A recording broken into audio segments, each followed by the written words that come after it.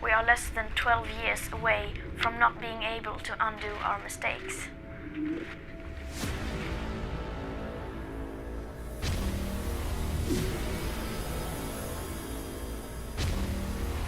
But I don't want your hope. I don't want you to be hopeful. I want you to panic.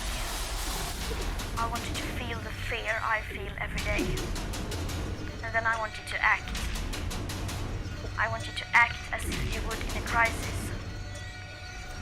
I want you to act as if the house was on fire. Because it is.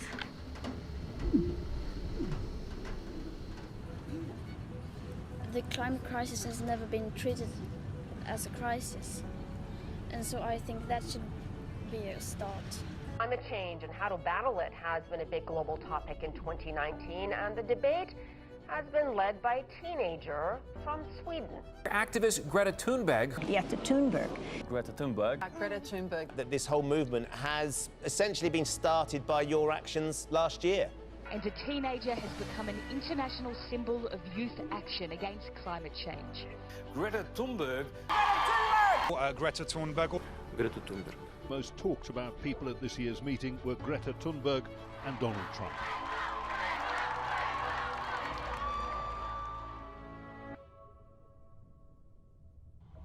I first started learning about climate change when I was maybe 8.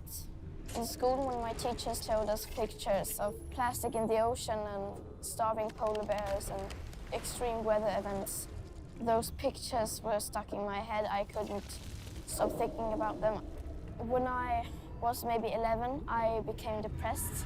I stopped eating and I stopped talking and I stopped going to school.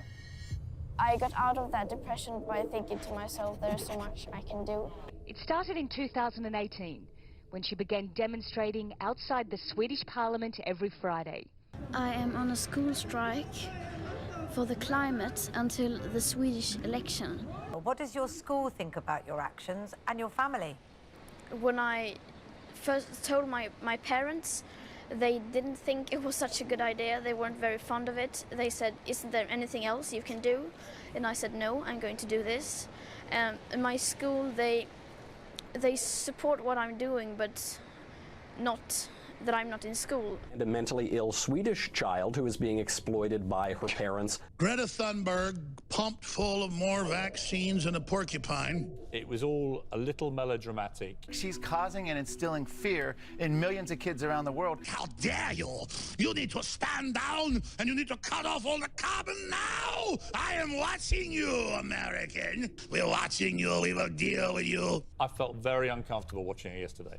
Encouraging people to take the day off, disrupt our cities and stage protests. More on some of that silliness in a moment, but she knows little and does less. She should be at school, but we see this sort of attention instead, and she tells the climate alarmists exactly what they want to hear. Listen to the science. And the planet is the most important thing for you. Yeah, I mean, for all of us, I think it should be. Why? And now she's on the president's radar as well. Overnight, the president seeming to mock this teenage activist with a sarcastic tweet. Would you sit down with him to try to help him understand climate change? I don't understand why I would do that. Mr. President, go fuck yourself. It's an island in Sweden.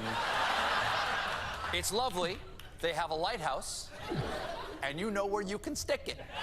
I guess everyone who meets you says thank you, because what you're doing, it's the loudest voice. But I think her condition, you can tell, she doesn't care what the others are saying. Greta Thunberg is demon-possessed and in need of an exorcism. Look how Greta looked 5 years ago, 3 years ago. She didn't look as psychotic, but boy, they've gotten to her now. And maybe that could be how Greta Thunberg saves the world. Well, it's an interesting debate, isn't it? I mean, I just feel uncomfortable that she has got Asperger's. So, you know, people who have Asperger's or... She calls it her superpower. If you lose that sense of wonder, you've lost one of the most important things in your life. Never compromise. What you're doing today will have an impact on the planet for thousands and thousands of years. They are driving her as this kind of global figure. Is that healthy for her? Should she be? She says, back at school. She's the right person at the right time. You know, the silent majority will be going to school on Friday holding a pen, not a placard. And for me, I think, really, why are we holding this such a laissez-faire attitude to striking, you know? Because we should be in school on Friday. Education is the power. And then every Friday, in front of the Capitol, we're having a fire drill where we will speak about a specific issue having to do with climate change. When Greta paints a picture that literally the world's about to end, ecosystems collapsing, blah, blah, blah, all that very emotive language, is it a little OTT? Or does she have a point? It really, really isn't. We've got a certain amount of carbon dioxide, and if we emit that, we're at this tipping point. We've stolen our children's future, we're still stealing it, and we must get together now. What's your argument as to why it's important that the students do this on a day when they should be in class? Because as you've just pointed out, your school are helping you to catch up. But when it's on the scale of tens of thousands of students walking out, that's very onerous on the education system to pick up those pieces. Why should I be studying for a future that soon may be no more, when no one is doing anything whatsoever to save that future? And what's the point of learning facts when the most important facts, given by the finest science, clearly means nothing to our society? I can't vote, so this is one of the ways I can make my voice heard. Anyone else find that chilling? I can't wait for Stephen King's sequel, Children of the Climate. Every school day for 3 weeks until the upcoming election, and then that was my plan to stop after the election.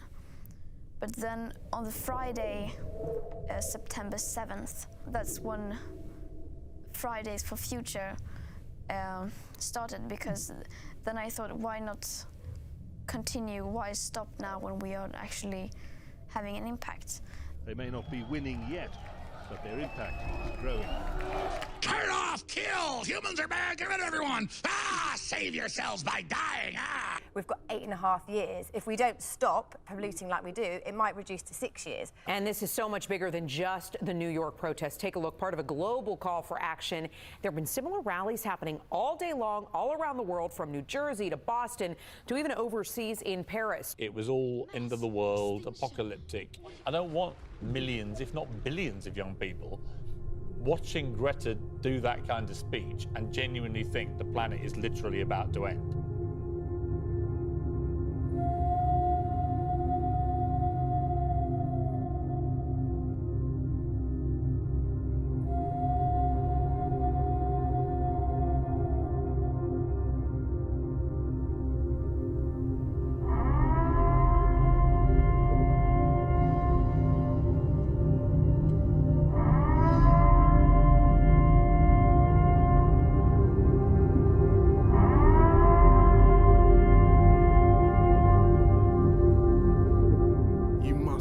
Stay at home.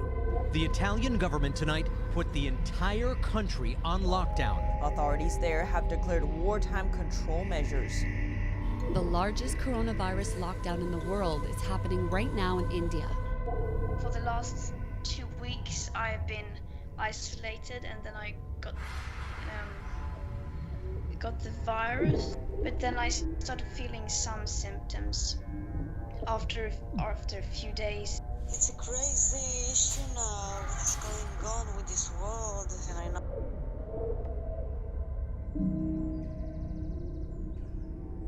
It's like a Hollywood movie script, isn't it? You couldn't write it like this. 21 days. Stay inside. It's a matter of health and safety.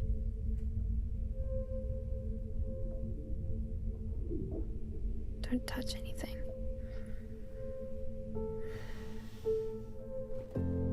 Some disease that came from the other side of the planet. And now I haven't seen my family in weeks. COVID-19.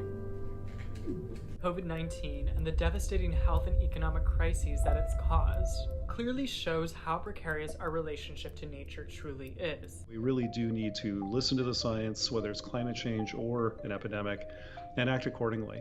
We have to make a choice. Place the longevity of our planet and our health at the forefront, or continue to use limited resources that harm the environment. COVID-19 has slowed the world down, And that, on the surface, seems to be a good thing for that other deadly global crisis: climate change. From space, China's air pollution, shown in red, shrunk dramatically between December and March. The coronavirus pandemic response has also shown us that large-scale changes are possible, even in a globalized world. It feels like right now the world is totally different from how it was just a week ago. Gas emissions plunged in April by about 17% overall. Climatologists are calling the massive drop-off in emissions since society slowed down one big experiment, a chance to see a world without us humans playing such a prominent part. The question, what lessons can we learn? To coronavirus shutdowns that have devastated the economy, environmental changes are now happening at an unprecedented rate. People want to know what will happen and how are we going to move forward. And it might be hard for many to accept that we don't know anything what's going to happen. We don't know how long this is going to go on. So at least 565 people are dead and more than 28,000 infected in 114 countries around the world. The country is fast approaching 100,000 American lives lost in the coronavirus. U.S.-based biotech. Authorities reported nearly 36 is supposed to July. It plans to recruit 30,000 people across the U.S. And this is extremely dangerous to our democracy. I would like to say something that I think people need to know. I